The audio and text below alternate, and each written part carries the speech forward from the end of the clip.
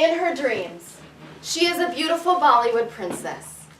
She fights for the weak and stands up to the immoral. Her body is her weapon, dancing, ammunition. She is invincible in her dreams. She is loved by everyone, and she can do no wrong. In reality, kids at her school call her curry muncher. Her house is full of aromatic smells that remind her of India, of home. Strong, pungent smells of coriander powder, turmeric, garlic, and onion permeate throughout the entire house and into every nook and cranny. It is 1988, and she and her family have just immigrated to the land of the free, home of the brave. But at school, she smells of stale spices that are offensive to American senses. Well, this is the least of her worries. She is bullied relentlessly by the kids in her 6th grade art class. These bullies begin every day with a game of musical chairs. The objective of the game is to keep her from finding a chair to sit on. They stand in front of chairs, in between chairs, on top of chairs. They even pull chairs away from underneath her. If she is fast enough, she sits in the back row.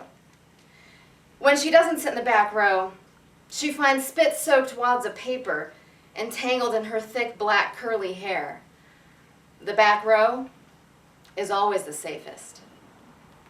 The bullies move on to their obligatory racial and sexual storm, most of which she doesn't understand. Did you forget your turban at home, raghead?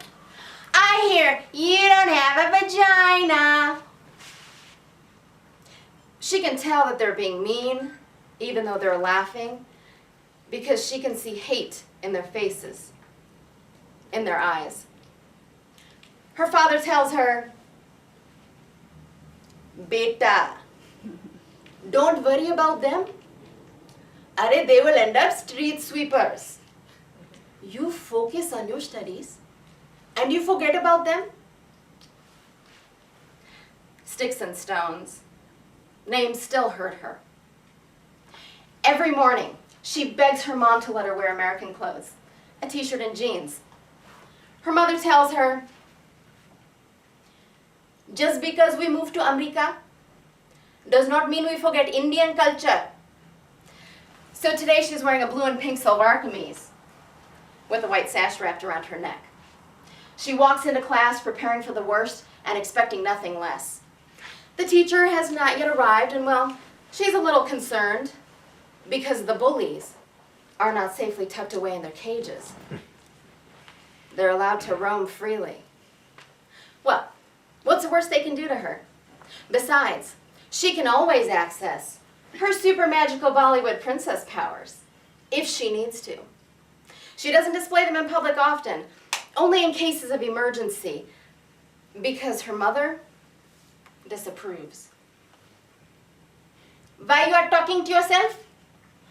Arey, you look like Buddhu. Silly.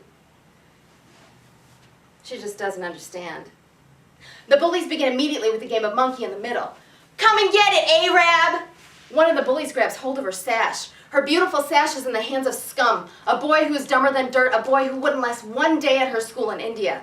They balled up the sash and are throwing it back and forth over her tiny head from the hands of one grimy boy to another. She's jumping up with all of her might to grab hold of the sash, but it is out of her reach. She's too short. "Come and get it, monkey! Jump, monkey!" Something comes over her, a feeling that she is unfamiliar with. The classroom is spinning out of control, and all the blood in her body has made a beeline to her head, and she sees red. She leaps for the sash and is knocked off her feet. Her glasses fly off, the right lens pops out as the left side of her head hits the edge of a wooden table. She cries out in pain as she lands on her left knee, and for 1 minute,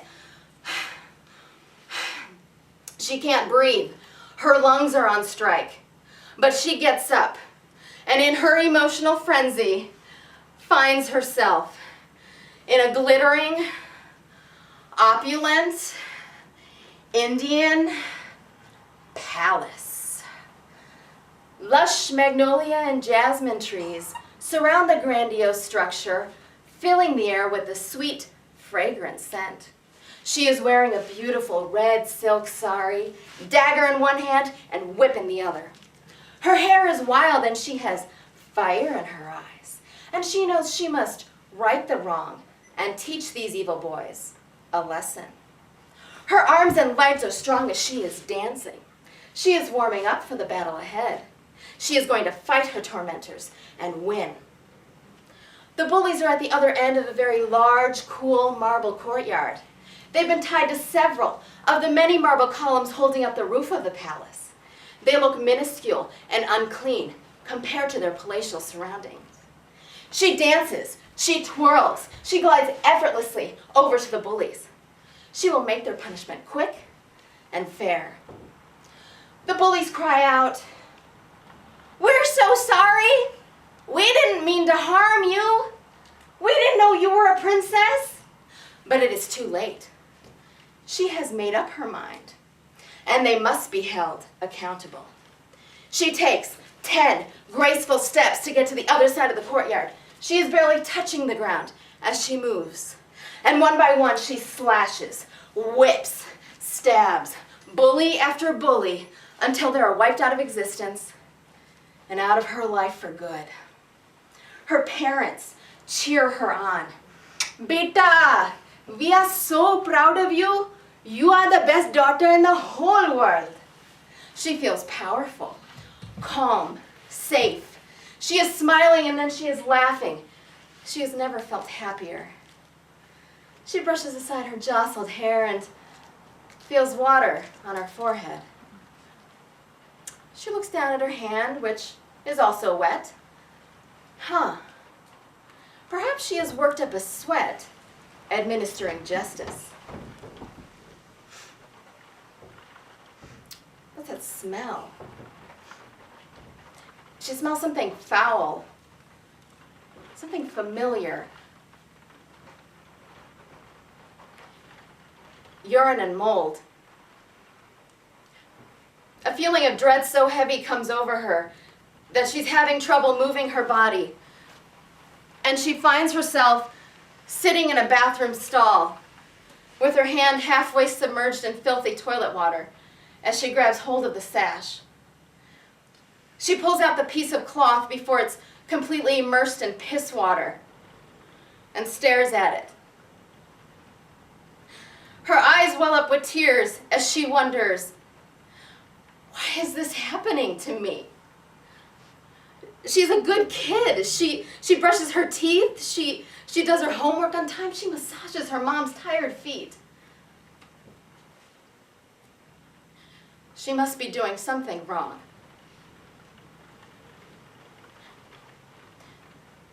This is when she decides that she will duck into the bathroom before art class and hide in the last stall, the one that no one ever uses for the entire year.